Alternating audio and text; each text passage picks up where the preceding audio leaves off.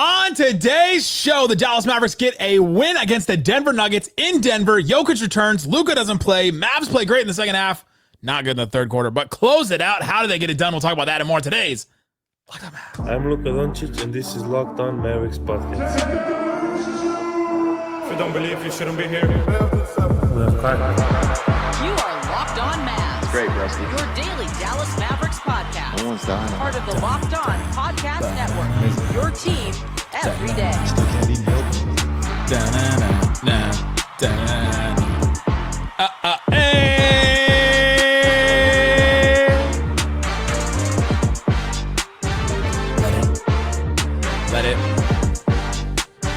Let it.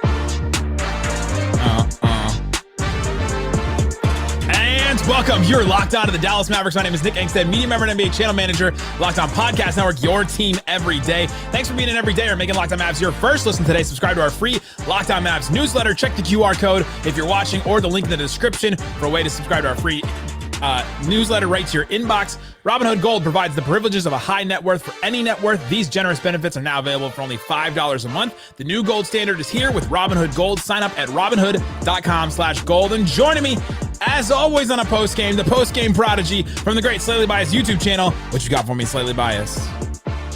Get rid of the PP court. I mean, that's just... That court needs to hydrate, I think. Yes, it does need to hydrate. That is one of the worst looking things I've ever seen. It was like McDonald's in the 90s made that court. They always had the bright colors and man, the yellow. I mean, that was awful. It takes some time to adjust. Let us know in the comment section or on social if you needed to adjust your TV settings. You need to turn the contrast down or the brightness. Yeah, that feels like the game back, like with the older TV sets back in the day, where it's like you literally could not see what's happening. It was like the opposite of that Game of Thrones episode where it was so dark nobody could see anything. Yeah, this is too bright. It's too bright. What's going on? It's horrible. Mavs get the win 123-120 against the Nuggets. A tale of two halves for the Dallas Mavericks. We'll talk about that, how the Mavs almost gave this one up. But we got to talk about the great performances in this game. Naji Marshall, 26 points, career high for him. PJ Washington, another 22-point, 13-rebound game, 3 steals for him. Dereck Lively, a gutsy performance with some clutch plays. The Mavs won a game where their guards, Kyrie Irving, Klay Thompson, Jaden Hardy, Quentin Grimes, shot 3 of 23 in the second half. We'll get into all of that. Let's start here. I want to start with the end of this game because it was just gutsy performances from this Dallas Mavericks team. Late, they were up in the first half, up by 20, up by 26 at one point in the third quarter, or 24 in the third quarter, and then Denver goes on this run. Then you get to the fourth quarter. The Mavs, gave up their lead. Denver was up there by 5 for a second, and the Mavs just got some gutsy performances. PJ Washington hitting some shots, guys hitting their free throws, Lively with 2 huge blocks. Let's just start with which plays stand out to you the most at the end of that game? I mean, it has to be. Wow. I mean, they were all legitimately awesome. It has to be. I mean, part of me wants to say PJ because he really took the game over. So big. For the last 2 minutes was the best player on a basketball court that featured a 3-time MVP in Kyrie Irving. Here's the one from PJ. And the skeleton of Jamal Murray. Mavs down 5. 2:40 left. He drives right on Jamal Murray, scores on him, and it's a 3-point game. Like that could have been a huge swing where they just needed a bucket. Kyrie was 1 of 10 in the second half, so he was not giving them anything. I talked about Klay Klay wasn't hitting anything. Their guards weren't doing anything. It needed to be one of those guys, and PJ just came up with a huge drive right there. That was a massive play. I think that was the biggest PJ play to me. Yeah, I mean that for sure, because if they don't get a bucket there, they're down 5. You're probably going to lose that game. And then the play right after that, Kyrie threw the outlet pass to PJ, who got the and one in transition against Murray too, and that tied the game back up. That was huge. Yeah, I mean that was absolutely huge. So yeah, I think I'm gonna go with PJ. Fair. I think he went 3 of 3 from the field, 3 of 3 from the free throw line in the last minute or two of the last 2 or 3 minutes of the game. So he was the biggest one because he just continues to be a huge bright spot for this team. And what is there? He came back in that Spurs game, right? So I don't think it's a mystery as to why they're on this little mini winning streak here the moment PJ Washington returns to the lineup. He's been so important for them. And they've won 4 straight since he's come back. How about PJ? Huge game. We're talking about him. He's the first name that we brought up on this show, like clutch plays. 0 of 2 from 3. Like didn't have to hit a 3. Yeah. He can be impactful not hitting a 3. We've been used to these wings for the Mavs for years and years, where if they don't hit 3s, what else are they giving you, right? Where PJ, they went to him early again in this game. First couple of plays, PJ got a floater on Christian Brown. He got a post up on MPJ to score again. He attacked a closeout and then a floater in the paint going north-south. Had 6 points really early in this game. Like they went to him early and often in this game, and then he closed with those 2 plays that we just talked about. Huge game for PJ Washington. Yeah, man. He does a lot of things. I mean, he's a big body. Those post touches, I was marking him down, and I forgot about marking him down. But man, early in this game again, they were just going to PJ Washington early with these early post touches and just letting him go to work on Peyton Watson, who's like a bigger guy, but he is a little bit smaller, and PJ's just a strong dude, So letting him go to work there, and then, defensively, he's so big, and his size just, it allows you to do so many different things, and he's just been so incredibly good and important for this Mavericks team. Huge. I want to talk about also we talked about last year, like, the losing Derek Jones Jr. stuff and how much that was going to hurt the defense. And I do think, it has, but there was all the numbers backed up that the defense did not take off until PJ got into the mix. Yes. And then you paired Derek Jones Jr. with PJ, and those two formed together to be this like great defensive tandem. And it was because PJ's size allows that to happen. So he's just been so important for this team. This will go down as another bad defensive game for the Mavs, though. 121 defensive rating. Yeah, I mean, which is it's tough. It's tough as an overall game, but they got the defensive moments when they needed them, right? A couple of plays from PJ there. Lively with these 2 huge, massive blocks late in the game. 5 fouls for Lively. He was getting quick fouls. And some of them were dumb. Some of them were dumb on his part. Some of them were dumb on the ref's part. We'll talk about that maybe. If you're watching on KFAA or if you're watching on YouTube or anywhere, you can see Slightly's shirt right now. That's right. It is how to support my guys. Zebra striped. But the Lively block on Jokic, the Mavs had a really good double on Jokic under the rim where just everybody swarmed Jokic under the rim. And then Lively came from the 3-point line and flew all the way across and blocked it with his thumb. Like just barely got that block right there. That would have put the Nuggets up. And then 2 plays later, Lively gets a chase down block on Westbrook, chasing him down the lane. Grimes gets tripped right there. He hits 2 free throws. Mavs go up 2. They never gave the lead back up after that. Yeah, and our guy, Rich, a.k.a. Mavs Draft, friend of the show, he made a good point on Twitter that a lot of that had to do with Naji Marshall sort of playing this free safety and closing off a passing lane to MPJ during the final couple minutes of the game. So the Mavericks were able to double team Jokic, and the typical like kickouts weren't necessarily there. So it pretty much had to be either an insane, impossible pass by Jokic or which he is capable of making, and did. He did make a couple crazy ones, or him having to go up against 2 or 3 guys and then Dereck Lively swarming in to swat that shot. I mean, those were huge moments too. I mean, so many guys stepped up. Well, and the Nuggets were playing Westbrook late because he was 4 of 6 from 3. He was hitting his 3s finally and shooting everybody after he hits the 3. Yeah. But you can't do the finger gun celebration if you're being left wide open. Sorry. I didn't want to get into this early, but if you're Russell Westbrook, you won an MVP, you're getting left completely alone at the 3-point line. You hit a 3, and then you do the guns, like you do the finger guns right at the player that was right at you. Like, look at this guy playing off me. It's like, all right, man. Yeah. But they played Westbrook late, and so the Mavs could help off of him, and that was, an opportunity for them to play that extra defense that they needed on Jokic. And Jamal Murray was awful. Just been not good this season. Really bad for him, but. The Mavs hit late free throws too. A lot of complaining about free throws. I saw you say that the free throws are going to bite this team in the butt eventually. But Kyrie 2 of 2, PJ 2 of 2, Grimes 2 of 2, all late in this game were really, really big. Yeah, and I mean they ended up shooting 77% from the line, which I think is right around league average. Which is probably not where you want to be, but they hit them when they mattered the most. That much is certain. 21 of 27. Yeah. You'll take that. I mean, that's not good. Well, 78%. That's all right. Yeah, like you said, league average. They missed a bunch for sure, but But it also wasn't like one guy missed a bunch. It was across the board. Yeah, for sure. On that. But they got it. But the same with the defense. It wasn't great overall, but they got it when they needed it. And they got those clutch plays. A huge game. Huge win for the Dallas Mavericks. Coming up, let's get into how this game got here. Let's talk about Naji Marshall. Let's talk about Quentin Grimes' hot start. Let's talk about just a bunch of other guys that deserve some love here. We'll talk about that and more coming up. If you don't believe, you shouldn't be here. Today's episode of Locked On Mavs brought to you by our friends at Chime. Yes. Dallas Mavericks jerseys say Chime. If you ever wondered what Chime is, well, it's a bank account that'll help you to figure out your finances and figure out how to move forward with your financial goals. Chime helps you make progress with fee-free overdraft. I have dealt with overdraft fees in the past. They're just annoying. All they do is they charge you for not having enough money, so you don't have enough money in your bank account, then they charge you for not having enough money. It's like, okay, well, that was my problem in the first place. Chime is there to help you with that. Your next deposit is applied to your balance. Get spotted on debit card purchases and cash withdrawals. No monthly fees or maintenance fees as well, so you don't have to pay money to keep your money somewhere. Over 50,000 fee-free ATMs as well if you need to get cash for whatever people use cash for now.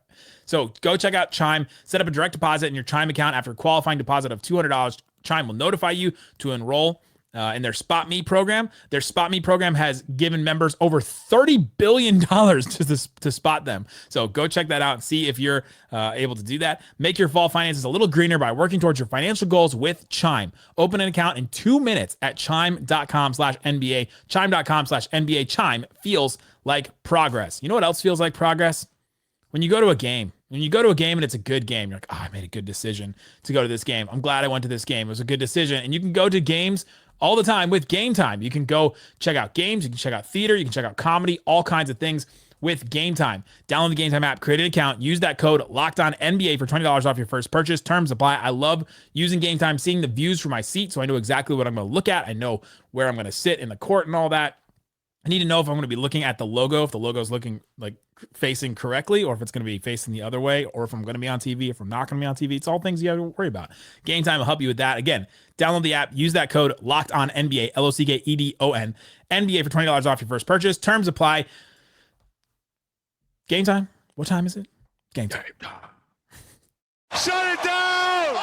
Let's go home! Thanks for hanging out with us on Locked On Mavs, being part of the show, part of the Raccoon Squad, listening every day. We appreciate each and every one of you for checking out the show. Check the QR code for different ways to follow us. You've got the newsletter sent straight to your inbox. We're still the #1 newsletter in all of Locked On. We appreciate that. We've also got the text line. You can text us. So subscribe to the Locked On Mavs Insider program. I send text all throughout the day and all throughout the game. I've sent 2,000 texts on this over the year. So you're getting Mavs info sent straight to you.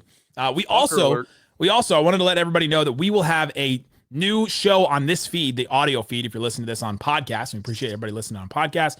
We have a new show on there called the Dallas Postcast.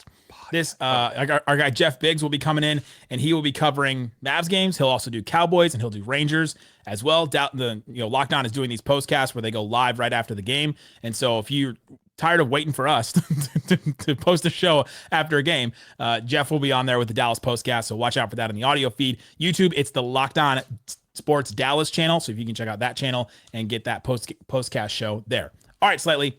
Let's get into the rest of this game. So many good things. Naji Marshall, his career high, 26 points for him. Hit 3 threes. And one of them was the most Naji Marshall three I've ever seen in my life, where he got thrown a grenade and had to throw a one-footed leaning floater of a three and made it. And that was the first one. Then he hit 2 corner threes after that.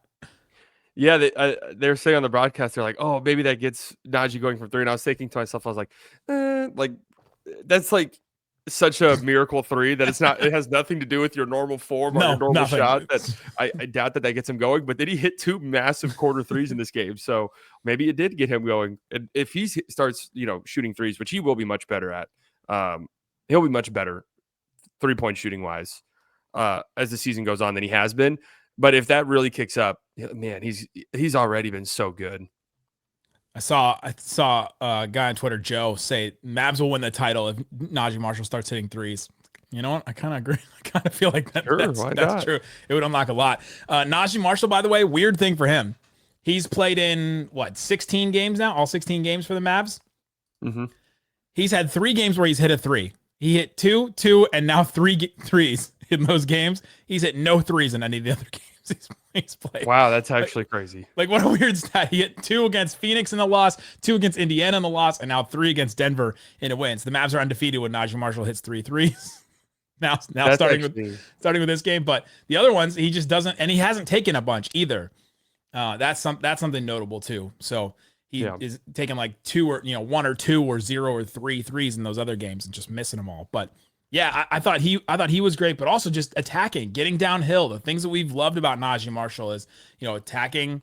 He had a couple of plays where I thought he attacked Jamal Murray really well. He got that handoff from Grimes with 18 seconds left where he finished around Jamal Murray. That put the Mavs up by 4, which ended like the final sequence there. It kicked off that final sequence where the Mavs intentionally fouled and all that stuff and eventually got to the win. So Naji Marshall, just huge plays, but also, kept the Mavs alive and led them in scoring.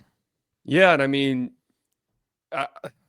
before tonight, and I think he was really good tonight, but 50 of 76 on twos entering this game. So we talk about his struggles at the 3-point line, but when he gets the ball in the paint and he gets to that floater, I mean, it is legitimately automatic. And, I'm trying to remember who I saw on Twitter shout this out. I think it might have been Block or something, but said that it's not like these are getting spoon fed to him. It's not like he's getting out in transition and catching lobs. Like, he's creating pretty much all of these opportunities for himself.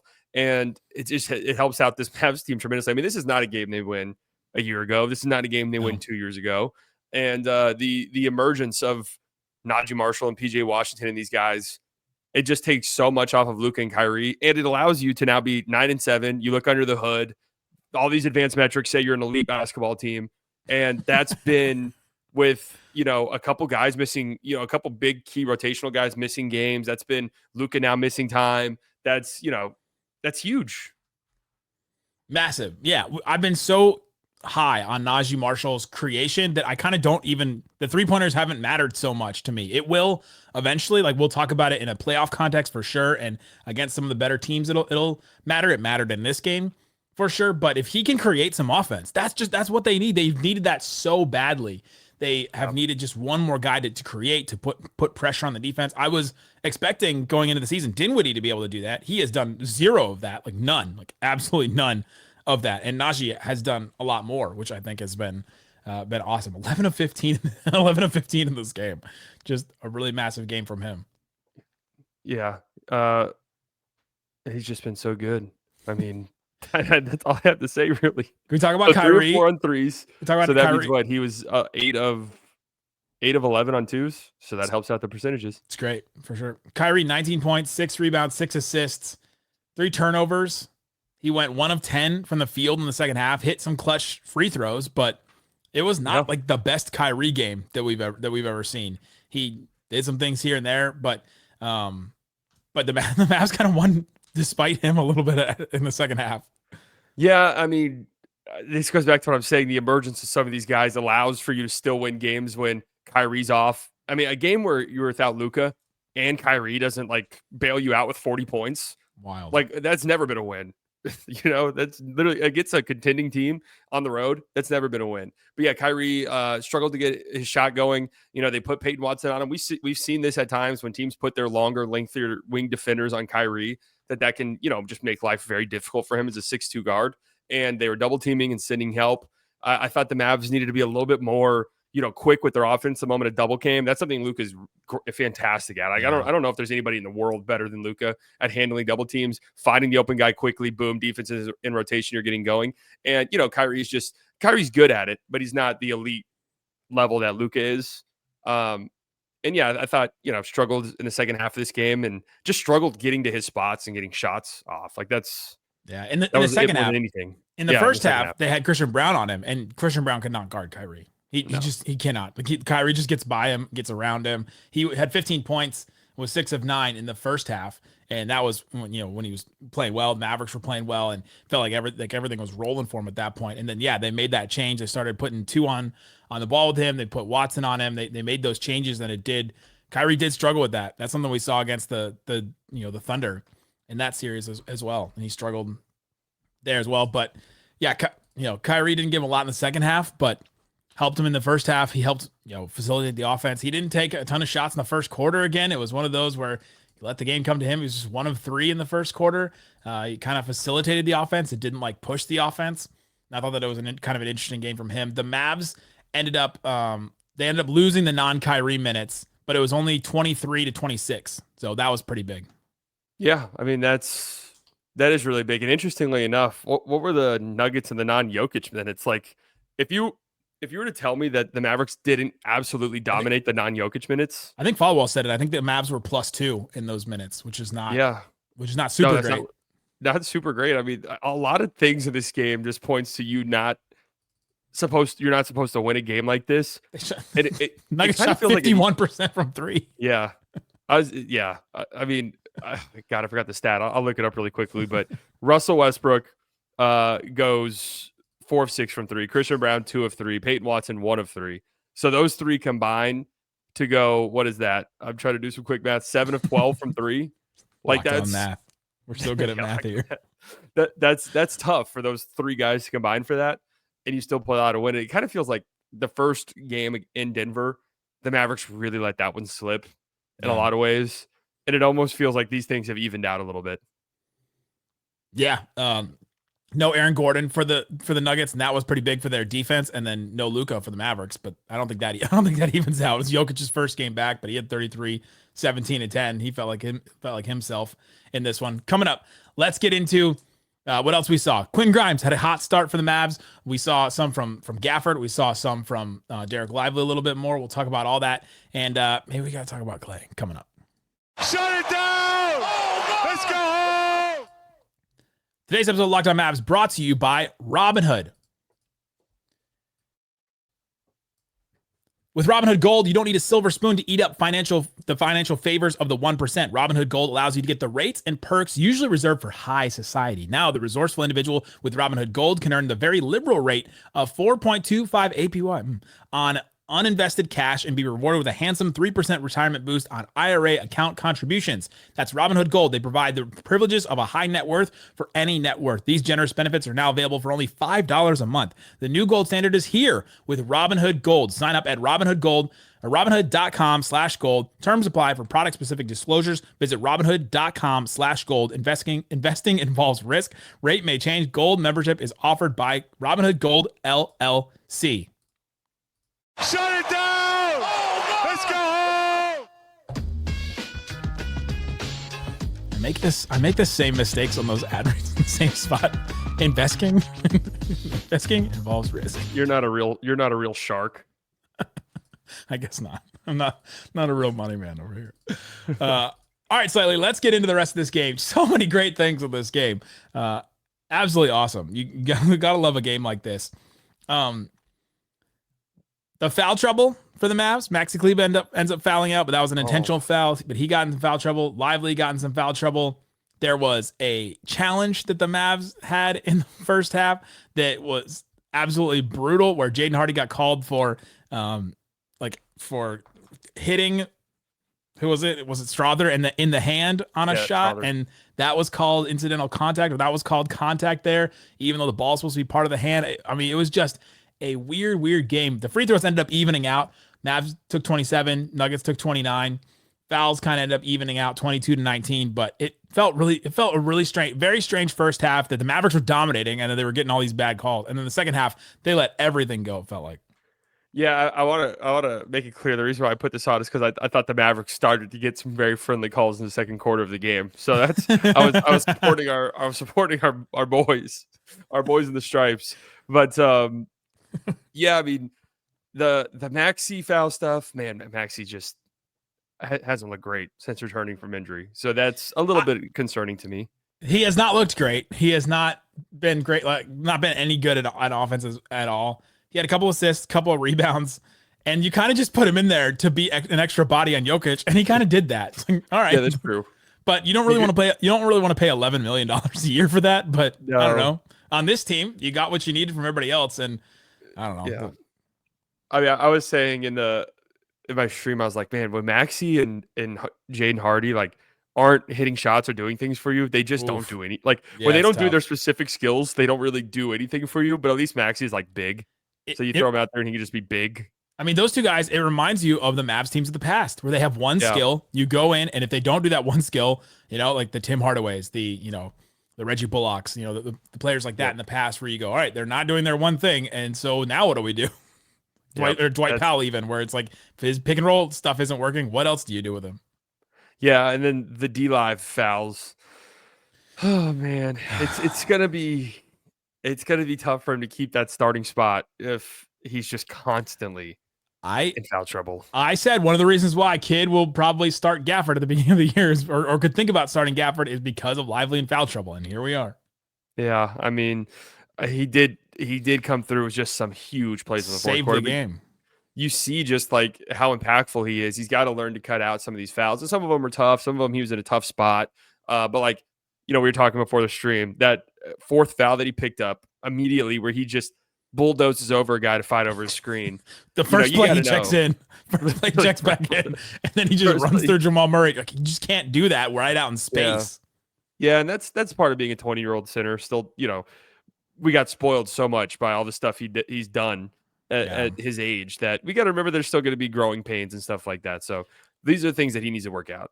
But I'll take all of that if he's going to do what he did in the last couple minutes of the game, right? Absolutely. Play with 5 fouls, get those, still play aggressive on defense like he did, not give up easy stuff. I mean, that was just great. Like, I think that kind of response says more to a coach than those silly fouls early. He's always going to play hard. I mean, you really never have to question that. You never have to, and sometimes it's to a fault because of the foul trouble, but he's always going to play hard. Yeah, for sure. For sure. I thought the ball movement in this game was pretty good. It finished with just 24 assists on 46 made shots, which doesn't like stand out to you, but especially in that first half, Mavs were moving the ball all over the place. Multiple guys were touching the ball. One of the first plays out of the third quarter was the Kyrie like give and go with PJ. Kyrie has the ball, gives it to PJ. PJ gives it back. PJ sets a screen. Kyrie up to Gafford. And you're like, man, that's just multiple guys moving, touching the ball. It felt really good to see that like ball movement and guys moving around and things like that. Well, it is nice when they feel they have a size advantage. It's nice to see these past few games where they felt that they don't really mess around. They get out and then they post guys up. They put pressure on the rim, and that just it works. So the Mavs offense just looks so much better when they play inside out, and everything else opens because of that. You see it, typically like in years past with Luka gets downhill, gets to the rim, kick out, or Luka's getting blitzed on ball screens, get the ball to the middle of the floor and kick out. So this Mavs team, they don't. We talked about this. Defenses don't really cover this Mavs team like that anymore. So it's finding more creative ways to get that inside out game going. And lately, it's been like posting up your bigs early or posting up PJ Washington early. So, their offense has been good lately. Quentin Grimes, let's go. Really good. Let's go. 14 points. He had 10 points in the first quarter, which was huge. The Mavs needed that. They needed a hot start. They needed a guy to hit a couple of threes, and he did. 14 points, 4 rebounds, 3 assists, 2 steals, played the third most minutes, played almost 29 minutes, and didn't have a foul in the game. In a game like this. Just a massive, massive game. He was switching on Jokic sometimes. He was playing Jamal Murray. He was guarding all over the place. He was finishing stuff coast to coast. He was awesome, man. It was everything that I had hoped that Quentin Grimes would be all offseason. He was in this game. Yeah, and he's slowly starting to find that 3 ball, really, ever since he came back from his inexplicable benching. That 3 ball has been pretty automatic. Like, I feel good whenever he's going up to shoot a 3. And he just plays with a purpose, man. I love his pace when he's out on the floor. I love his energy. I love how he fights over screens. I mean, that's something the Mavs have been desperately missing from guys like that. Yeah. I love how comfortable he is with the ball in his hands. Like, if a play is breaking down late and Quentin Grimes has the ball in his hands, I'm not like, oh my God, this is going to be a disaster possession. I don't know if he's going to make it or not, but I still feel like he'll at least create something for himself that looks halfway decent. So, he's been really good. 11 of 24 from 3 since he came back from that benching. It's 46%. Maybe kill a kid. Maybe he's onto something, man. with benching him? It worked. And hey, he had that moment. And we talked about that on here, being up 6 and how the analytics have said, I saw on Twitter, analytics say you should foul when you're up multiple possessions late in games. Yeah. They did that up 4. And it worked. Russ missed, or they might have been up 5. I don't know. Okay. So Mavs are up 4. It's 119 to 115 after the Naji handoff from Grimes there. Nuggets call their final timeout. Maxey has the foul to give. He fouls out. Then Kyrie fouls Westbrook. He misses the first free throw, which was huge. Mm-hmm. And then he intentionally misses Game should be over. Yeah, game should be over at that point. He intentionally misses the second one. Jokic does what Jokic does, taps it back to him and to Murray. Murray gets a 3, which he is terrible the whole game. Hits a clutch shot, of course. Of course, Jamal Murray. And then it's a 1-point game at that point. Kyrie hits 2 on the other end, and then Dallas intentionally fouls Murray. Murray hits the first one, and then tries to miss the second one, and then banks it in. And it's a 1-point game at that point. PJ gets fouled. He hits 2 free throws, and then PJ intercepts the final pass on the inbound too, which was also a massive play. Yeah, I mean they get a pass off there and it turns into a clean look. I mean, it's a 3-point game. The worst thoughts are racing through your mind. But Jamal Murray needs all the stats he can get. Do we think he missed that on purpose, or he made that on No, I'm just kidding. He definitely did. But he was like, guys, I need these points. Oh, you got to say the thing though. One more thing. That's right. Okay. Spencer Dinwiddie. So, oh no, didn't play much in this game, right? I mean, I don't know how many minutes he played. 16 minutes, 10 points, was a -3. But you know what? He has moments in games where it feels like it's crumbling down. Like, here we go. There's a big run. We need something. He will hit a bailout 3, almost guaranteed every time in that situation, where he's going to step back or he's doing a sidestep, and you're like, what is he about to do? You want him when the market crashes. You want him in your corner. He's the investor that you want there when the market is crashing. But I thought his game wasn't too bad. He didn't attack. I mentioned that earlier. He doesn't attack, and he just hasn't. But 3 threes, 4 assists, 10 points in 16 minutes. You'll take that off the bench for sure. It's not what we hoped that he could be, but it's what it's what you can expect from him. Like, that was a good game for him for his standards this season. Yeah, and I mean, it goes back to things that we've said where you want to have guys who aren't scared. You want to have guys who aren't like, oh, I missed my last 3. I probably can't be shooting this one. Like, you want guys, and Spencer Dinwiddie very much is like, I don't give me the ball. I don't care. I don't care what my percentages are. I'm shooting that thing. So I mean, that was a big moment of the game. Like, I don't even remember the exact time, but the Nuggets were on this huge extended run, and it just felt like the Mavs would bleed out. Like, that's honestly what it felt like. Like, it was just so many cuts, and Spence just hits this sidestep 3 that has to feel like a shotgun blast to the chest if you're the other side. It's huge. It was third quarter. 2:17 left. It was the third quarter, and the Nuggets were only down by 4 at that point. That was in the middle of that crazy run. Didn't they go on like a 29-8 run or something like that? Where by the way, I'm going to take up for Jason Kidd right here, because I saw a bunch of people posting, Jason Kidd's got to take a timeout. How does he not take a timeout in the middle of that run? But he did. He took a timeout in the middle of that third quarter run. It was 16-4. He took a timeout. He came back, and it didn't do anything. And they went on another like 13-0 run after that. Wait, I mean, it's been I get it. It's the easy. You want him to do something. Like, you want him to do something. I'm frustrated at the team. It's someone's fault. It's the coach's fault. I mean, the thing that we always have to remember, and it is frustrating when teams go on big runs like this, is it's not like the Nuggets are the Washington Wizards. Yeah, or that Pelicans team they played the other night. Yeah. If the Pelicans team did that, then we were having a different conversation. They have the best player in the world who has, I mean, his wife just had a baby, so maybe he isn't super rested, but like hasn't played the last 4 games, so he hasn't played basketball in the last 4 days. So he's coming off of rest, coming in, and they're the best player in the world. They were going to go on a run at some point. Yeah. And in a place that is notoriously very difficult to play in. So, without your best player. Yeah, exactly. Without you're basically your best player. And it always, we can do the whole, the offenses, when the game gets to that murky point, you need your guy out there. You got to have him. Like, you need that stabilizing force. And then all this talk, like, trade Luka. They should trade Luka. They should trade Kyrie.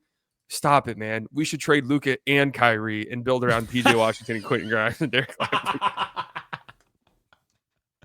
Maximize. Oops, all wings. Let's go. Sell high. Yeah, just do what the what the Lakers or Clippers are doing. You're right. PJ Washington, Naji Marshall. They're the Clippers 2.0. They're Kawhi and Paul George again. Yep. That's exactly what we need. Sell high while you can. Build around wings and PJ or and Lively and Gafford. That's what they should do. We'll win 70 to 68 games. Oh my gosh. Great win for the Dallas Mavericks. Great win. Bad loss for the Denver Nuggets. Jamal You got to Murray. be so concerned about Jamal Murray, man. It's so bad. 14 points, 4 of 16 from the field. All of them threes, by the way. 11 assists for him. He's making some stuff happen, but it just doesn't look good. And the defense was brutal. The Mavs were just attacking him over and over again. What would be the most scary thing to me is like, it wasn't like you watch Jamal Murray, he's like, oh man, he's checked out. Like he's really out there giving it his all. And he's not hurt, right? That's what I saw Swipe Up from Locked On Nuggets say. Like, he's shooting 41. Swipe Up said he's shooting 41% from the field, 33% from three, and he's healthy. Like, there's no excuse right now for him. He's just playing bad. Yeah. It's a little alarming because they need him to be Jamal Murray if they want to win a ring. Are you surprised? Michael Porter Jr. had a good third quarter, but the rest of the game, I felt like he was a non-factor. Dude, I don't know. If that guy was on my team, he's getting 20 shots a game. Especially with Murray shooting the way that he is and no Aaron Gordon. You can't contest him. I know that he's like a frustrating player sometimes, but you literally cannot contest his jump shot. No. It's impossible. He made a couple of makes where like after he makes it, you just shake his hands. There's literally nothing else we could have done on defense there. Everybody compared him to KD coming out, like the style and the size and the shooting. Like, yeah, he's a good player. To get to how many did he get? I think he got one shot in the fourth quarter. How many shots did he get? 2 shots in the fourth quarter. And that's also too. We talk a lot about like the Mavericks, like Luka getting doubled and seeing help opens up so many other things. That's also true for this Nuggets team, and with especially with Michael Porter Jr. And like I mentioned earlier, what Rich, aka Mavs Draft, pointed out was the Mavericks were like closing off that passing lane in the fourth quarter. Like they were not giving up a kick out to MPJ. Can we talk about the 3 Dario Saric minutes?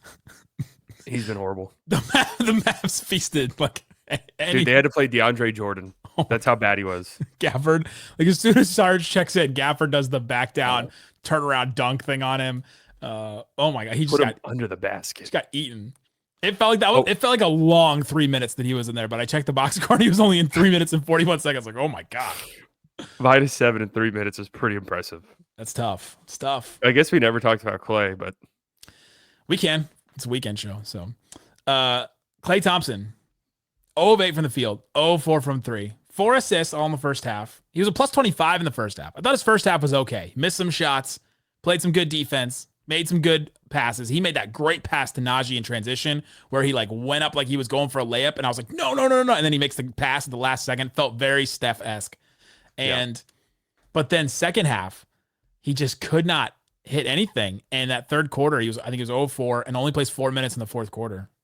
Yeah, the third quarter he was -16 in the second half of this game. His cold stretch was a big reason why the Nuggets won their big run, because not only could the Mavs not make a shot, and Klay was a big reason for that, but the Nuggets were getting out and running off of those misses. And it's weird because it's like I really thought he did everything else fine in this game. Like I thought his defense was fine. Yeah. You mentioned that he had some nice plays, some nice passes, but I was telling you before the show started, like if Klay's not hitting shots, his defense is fine, but you have better defenders on the bench. Or if it's like if Klay's not going, then there's no reason to have him out there. I said in the offseason, I wouldn't be surprised if by the end of the season, Naji is starting or closing over Klay at a certain point, because they're going to need that defense. And then now I knew that Naji would be a good like driver, but I didn't know he'd be this good on the Mavs. And that's something that Klay cannot do. So I talked about that the other day. The Mavs lost that game to the Jazz, and I put in the post-game videos like Klay couldn't get anything going off the dribble. And I got a bunch of Warriors fans responding to that clip saying, how could you have expected anything from Klay off the dribble? Well, it's more like, can he do anything except for stop and pop shots? Can he like create his own shot in any other kind of way? Not like driving and finishing by guys, but he hasn't been able to get anything like that going except for the spot up shots that come around a corner. And that's great. Like you love that, but it's one of the reasons why he's been attached to Luka so much. He's now without Luka, he went 1-11 in that Thunder game and now 0 of 8 in this game. That's not a good sign. It's a good sign that Kid has been doing the right thing with his minutes. Yeah. And I mean, this is also this game and the Thunder game perfectly exemplify what we were saying in the offseason too, is it's like this team's not built on Klay Thompson performances. Yeah. Like the Warriors have been tied to in years past. Like they can survive bad Klay Thompson games, and you pay him because the times where he is, 7 of 11 from 3, you feel like there's no way you're going to lose those games, even though they have lost a couple of those this year. But, your offense just feels so good when he's hitting threes. So, yeah, what's the worried meter? Scale of 0 to 5. Like 5 would be, all right, you got to bench him and it's not going to work. 0 is like, he'll figure it out. I'll put it at like a 1. I mean, you're not that worried at all? You think I'm he'll really figure not it that out? worried. Well, I think he'll figure it out, but also like kids benched them down the stretch of games so far. Like that, Yeah, it would be concerning to me if like the Mavericks were super tied to him closing, because then I'd get worried about, all right, there's ego things at play here, and there were promises made that it's going to get ugly at some point. But the fact that early in the season he's so comfortable with benching him. He played less than Naji and less than Quentin Grimes. Kill a kid, man. Good decision. Put some respect on his name. Guys, thanks so much for hanging out with us on Locked On Mavs. That's our show today. Let us know what you thought about it. Check the QR code for different ways to subscribe to the show and follow us, and different ways to get the show. Go check out Slightly Biased's YouTube channel as well. Great stuff all the time over there. And then we'll be back with more Locked On Mavs. We'll have another post-game show for you coming up on Sunday. Guys, thanks so much for listening to Locked On Mavs. Peace out. Boom.